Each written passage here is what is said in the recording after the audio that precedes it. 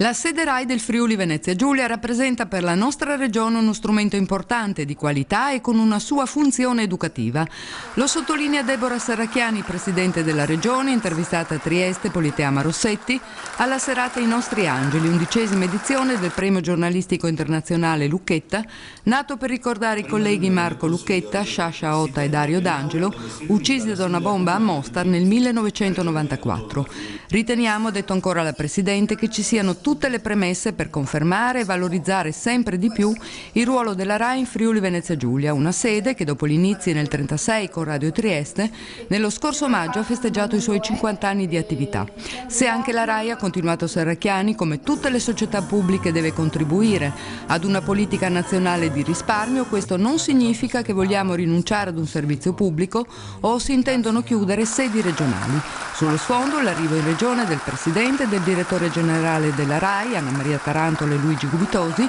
segnale, conclude Serracchiani, che testimonia la volontà di voler investire nella sede RAI del Friuli Venezia Giulia.